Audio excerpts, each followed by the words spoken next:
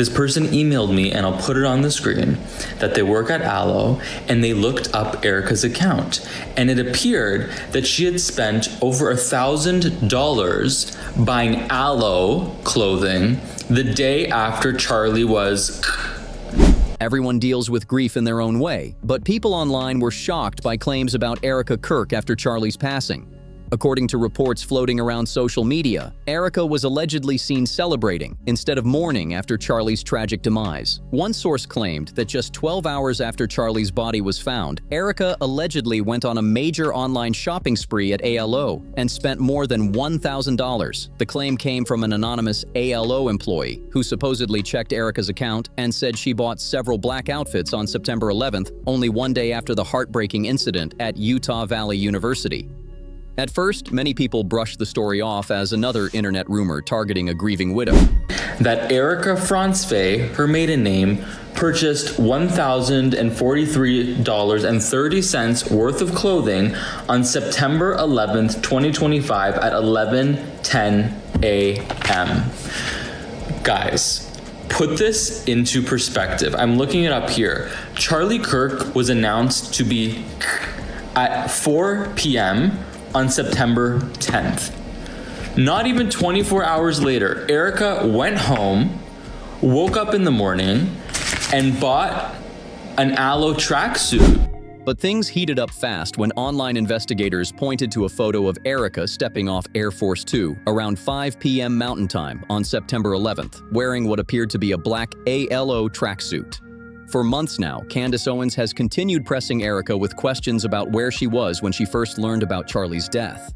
Erika claimed she was sitting in the hospital parking lot while her mother was getting treatment when she received the news about Charlie. According to her story, she allegedly collapsed right there after hearing what happened. But critics online quickly pointed out that no eyewitnesses have ever stepped forward to confirm any of it, which some people find hard to believe considering it supposedly happened in a public place. Because of that, internet detectives started questioning whether Erika was really where she claimed to be. For many people following the story, the bigger question became less about her location and more about why she may have wanted to keep certain details private in the first place. Sources reportedly close to the situation said Erika reacted to Charlie's passing in a very quiet and controlled way. No dramatic public breakdown, no emotional scene, just a calm reaction that many people online described as unsettling. Soon after, attention shifted to Charlie's memorial event, where some insiders alleged that Erika and a few TPUSA officials were more focused on attendance numbers and merchandise sales than the emotional weight of the moment. Then we zoom out, we go, wait, the wife's weird. Something up with the wife.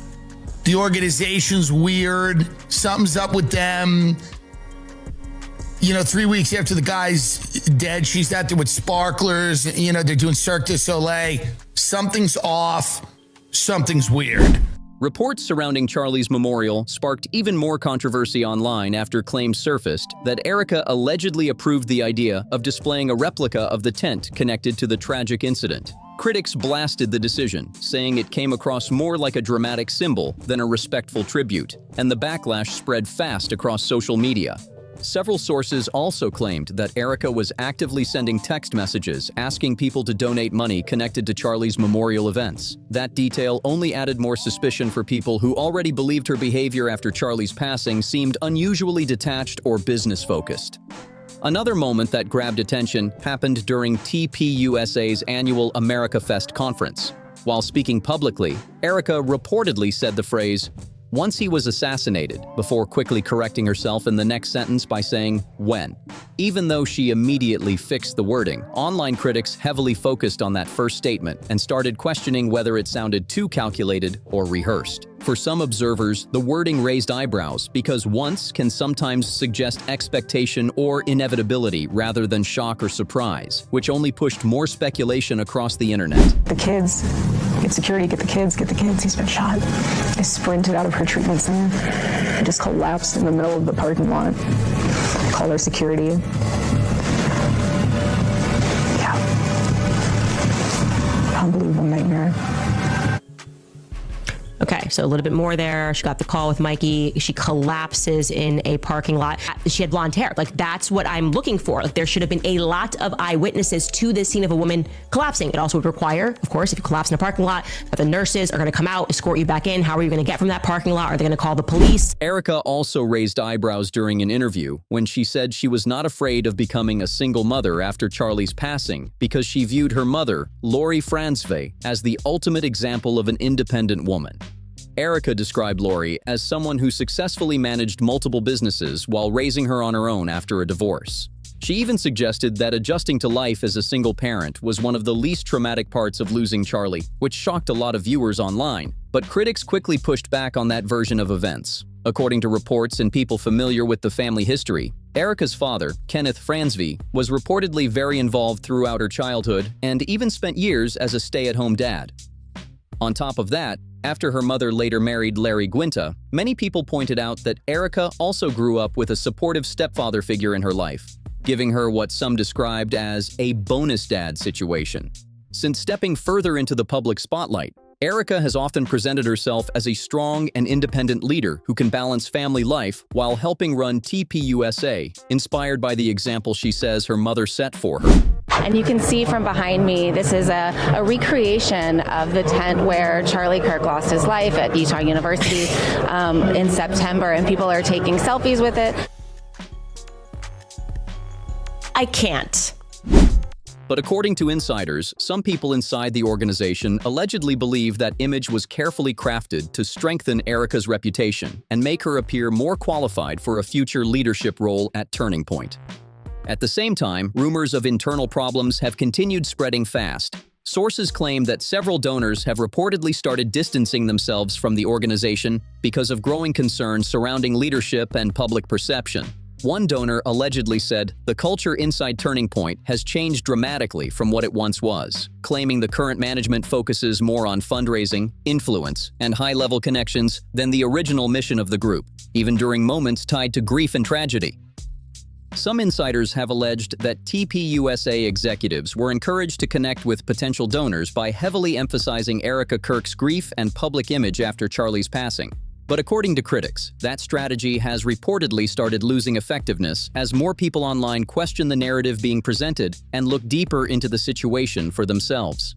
Critics have also pointed to Erika's interview with Barry Weiss, where she claimed to have seen Charlie's autopsy details, reports, and parts of the investigation coming together. Do you believe that Tyler Robinson murdered her husband? Yes, I do. Why do you think it is so hard for so many people to believe that reality? Because it's too simple. Again, everyone always has to think there's more to the story. Well, sometimes there's not.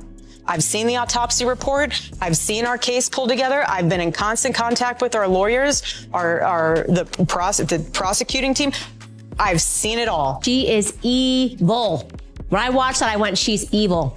I am so infuriated watching that back because she's lying. She's objectively lying and she's acting, right? It was because of that clip that when I went in to meet with her, I was going, oh, okay, maybe she has something that the public doesn't. I spoke to them, I'm in touch with the lawyers, I've seen the autopsy report, and then I sit down with her 72 hours later and she tells me, and her lawyer confirms to me, that they have nothing more than what the public has seen. However, commentators like Candace Owens later argued that Erika allegedly did not have access to any more information than what was already publicly available at the time. That contradiction immediately fueled even more debate online. As a result, many people began questioning why Erika would make statements suggesting she had inside knowledge if the investigation details were still limited. Others have argued that someone dealing with a major personal loss would normally push hard for complete answers and accountability surrounding the case. But according to online speculation, Erika appeared to forgive Tyler Robinson surprisingly quickly after the incident. Some sources have claimed that her reaction raised questions because they believe she may not see Tyler as the person directly responsible for Charlie's death. Supporters of that theory often point to discussions surrounding the type of rifle reportedly connected to the case, arguing that a .30-06 round would typically cause far more severe physical damage than what has been publicly described in reports about Charlie's injuries. Another detail fueling debate online is Tyler's reported Discord confession, which allegedly surfaced after he was already in police custody. Critics of the official narrative argue that this timing has caused some people to question how reliable or voluntary the statements may have been. Meanwhile, Tyler Robinson's grandparents have publicly defended him and said they believe their grandson was framed.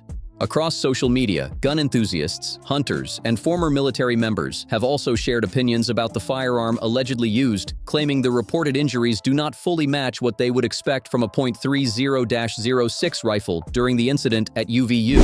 But here's what I've learned the most in these past 3 months, is that my husband, he deeply mattered on a multitude of levels. So much so that it proved even more once he was assassinated how much of a peacemaker he was and how much of a coalition builder he was. Because when he was assassinated, we saw infighting, we've seen fractures, we've seen bridges being burned that shouldn't be burnt. We saw a lot on full display.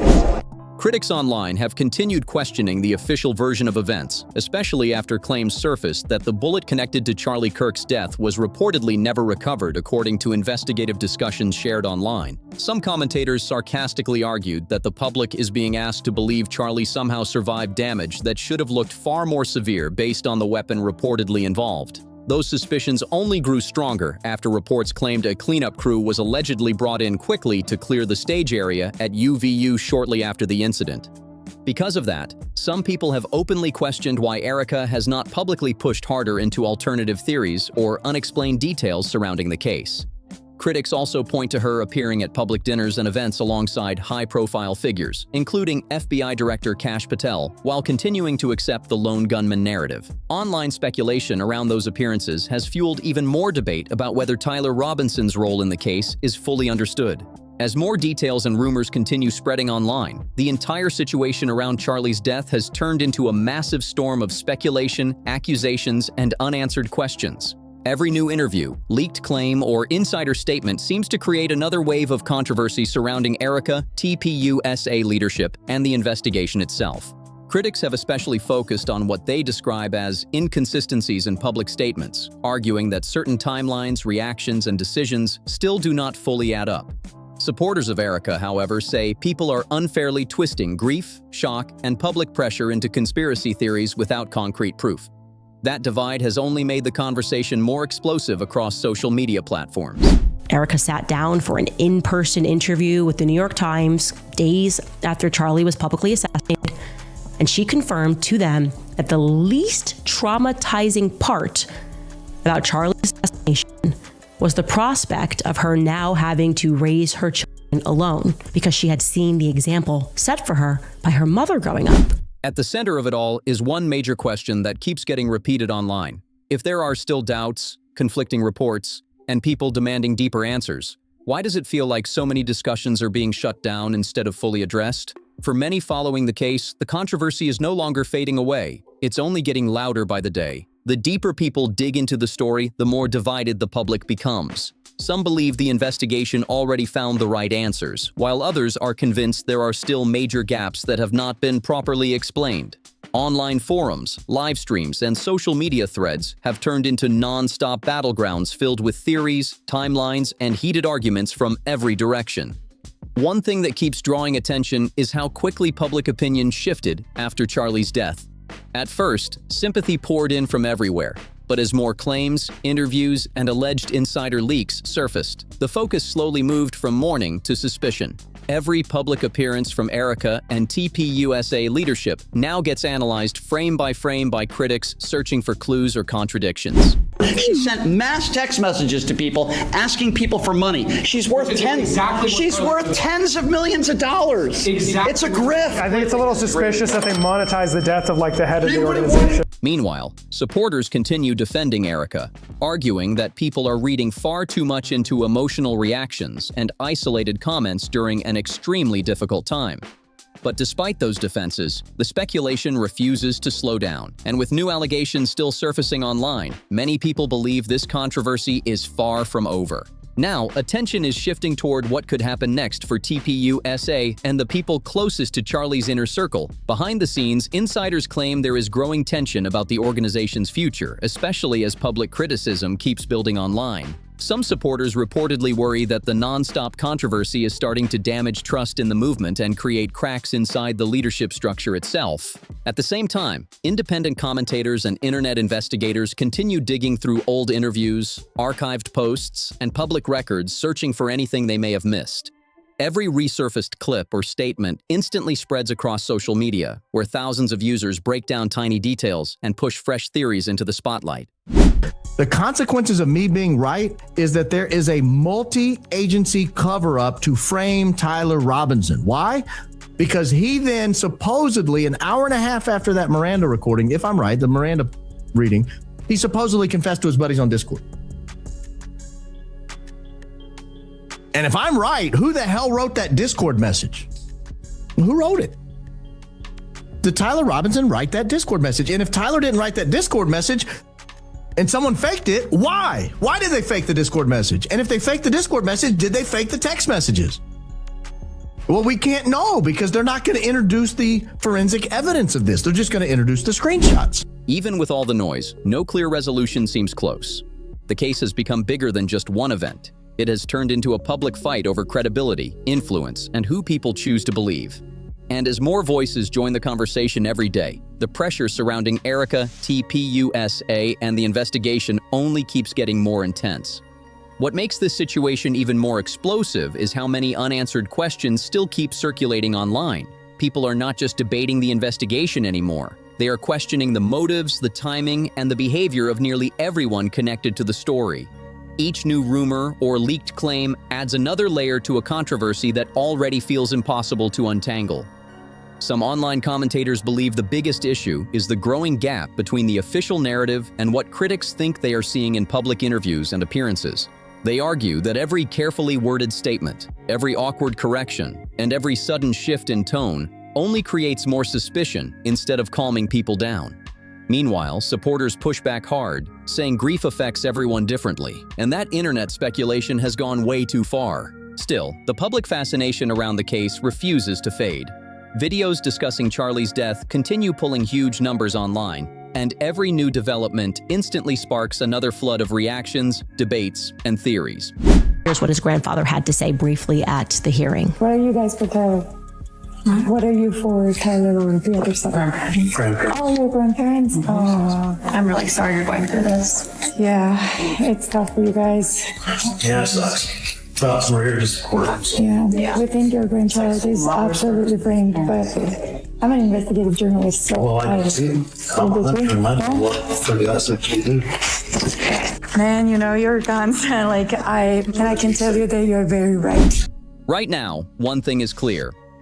This story has become far bigger than anyone originally expected, and people are still demanding answers. As the controversy keeps growing, more people are beginning to question whether the full story will ever truly come out. What started as a tragedy has now turned into a non-stop cycle of investigations, online theories, insider claims, and public backlash that refuses to disappear. Every side believes they are connecting the dots, and the arguments only get louder with each passing week. Critics continue pointing at alleged inconsistencies surrounding timelines, public statements, and the handling of the aftermath, while supporters insist there is no solid evidence proving anything beyond speculation. That constant clash has transformed the situation into one of the most talked about political controversies online, with creators and commentators breaking down every detail in real time. Meanwhile, pressure keeps building on Erika and TPUSA leadership as more people demand transparency and clearer answers. Whether those answers ever arrive or not, one thing is obvious. The public conversation surrounding Charlie's death has taken on a life of its own. And until the speculation slows down or new information comes forward, the internet is not letting this story go anytime soon. Now, some observers are starting to wonder whether the nonstop controversy could create long-term damage for TPUSA's image and influence. What was once seen by supporters as a fast-growing political movement is now facing waves of online criticism, internal rumors, and constant scrutiny tied to Charlie's death and the fallout surrounding it. Across social media, people continue debating whether key figures involved have handled the situation the right way. Every interview, public statement, and appearance gets picked apart almost instantly, with critics searching for contradictions, while supporters argue that too much meaning is being attached to emotional moments and incomplete information. At the same time, the case has become a magnet for internet investigators, political commentators, and creators chasing new angles. Some believe the attention is exposing deeper issues inside the organization, while others think the story has spiraled into a giant online obsession fueled by speculation more than facts. Either way, the pressure does not appear to be slowing down, and the controversy surrounding Erika, TPUSA, and Charlie's death continues dominating conversations across the internet. Here are some of the comments and reactions people have been sharing online about the situation. One source reportedly close to Tyler Robinson claimed, "Erika was quick to forgive that young man because she knew he didn't do it." Another commenter wrote, "I worked with Tyler Robinson in St. George at a small electrical company, and I think he is being framed." And one final reaction that has been spreading across social media says, "It's just so not adding up. None of it adds up." Those kinds of statements have only added more fuel to the non-stop debate surrounding the case. Some people believe the investigation already identified the person responsible, while others continue questioning whether key details are still being hidden from the public. Right now, opinions remain deeply divided across the internet, and the arguments are only getting louder. But now we want to hear from you. What's your take on everything surrounding this case? Share your thoughts and theories down in the comments below. And if you enjoyed this breakdown, make sure to like the video, subscribe to the channel, and share this with others following the story so they can join the conversation too.